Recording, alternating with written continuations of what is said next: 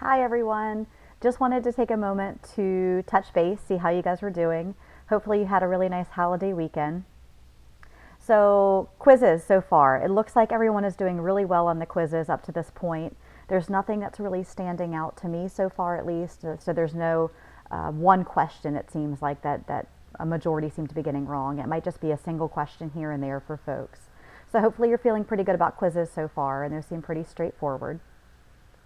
You'll notice that there's new small group discussion groups for this week, so please just make note of that. I'm also really curious to hear your thoughts on what you think of the small group discussion format that we've been using. So to that end, I've actually posted a poll under week 5. It's just a single question poll to get your feedback to see if you prefer the small group discussion versus the full class discussion, or if you don't have a preference at all. So this is really helpful for me and how I structure the course moving forward. So I would love to hear your feedback.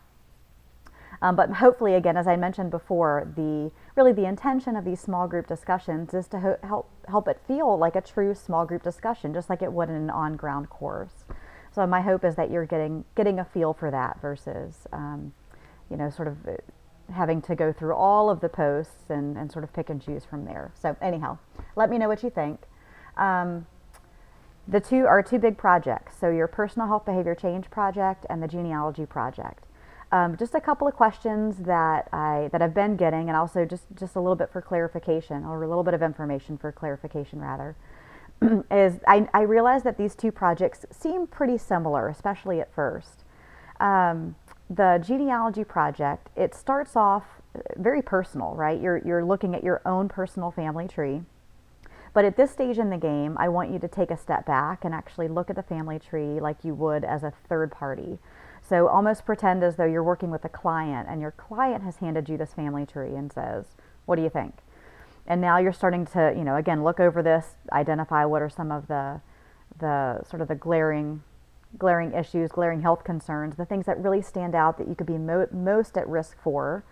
And this is where you get to, add a little bit of, there's a personal element to it. You get to choose something that you feel like, again, really stood out to you as you went through this process of identifying health issues through a few generations in your family, and take a look at, again, what you might be at risk for. So picking something that's really meaningfor to you, and then moving forward from there. So at this point, after you've chosen something that's meaningful, that's where you're going to take the step back and create this or develop this prevention program that is really developing it for, like you're developing it for somebody else. Now, I know in the grading rubric, the outline, it says to choose a target population. Now, your target population could be somebody in your own age group, your own demographic, or it could be some other target population. That's really up to you. So that's where you get to use a little creativity with this particular project.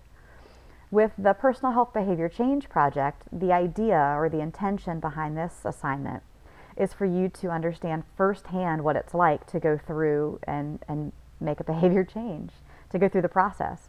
Now, we've all done this many times, I'm sure, over the course of our lives up to this point. But the idea is hopefully you're a little bit more sort of intentional or more mindful about the process now that you know what you know.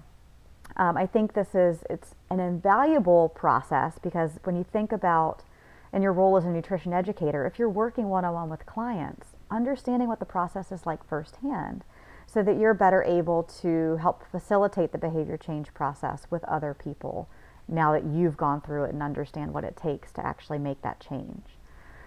So again, the idea was to choose a behavior that was related to the family tree, but if it doesn't specifically relate to the family tree, it's not the end of the world. But that, usually what we find is that once students start to go through their family tree and identify some health issues, there's some things that really stand out and really starts to trigger the behavior change process in your own personal lives. So hopefully that all made sense. I know I'm rambling just a bit, so bear with me. Trying to keep this as short and sweet as possible. So anyhow, and then your other upcoming project, your health coaching video, I want you to have fun with this. You were introduced to motivational interviewing the concept and some of the skills in health communication. The idea is to take a little bit of a deeper dive into this concept of motivational interviewing and practice those skills. I don't expect you to be, I don't expect it to be perfect. I don't expect you to have mastered these skills. This is really just a chance for you to practice these skills to the best of your ability. But there's something about doing it on video that sort of ups the ante a little bit.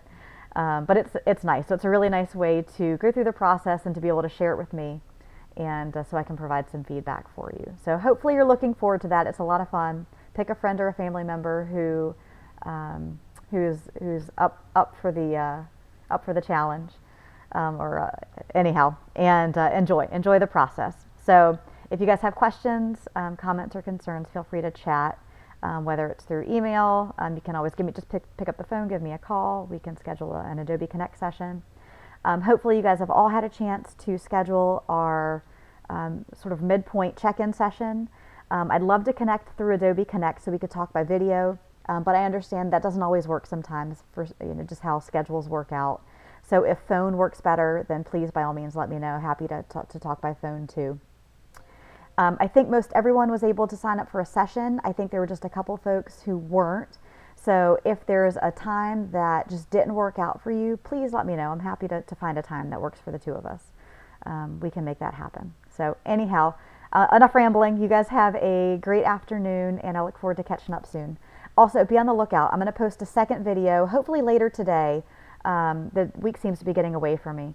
But I'm hoping to post a video later today that will be a sort of midpoint review that is a nice little review session of weeks 1 through 4 and helps to connect, or at least to review all the learning objectives up to this point and to connect some of the assignments that you've done up to this point to those learning objectives.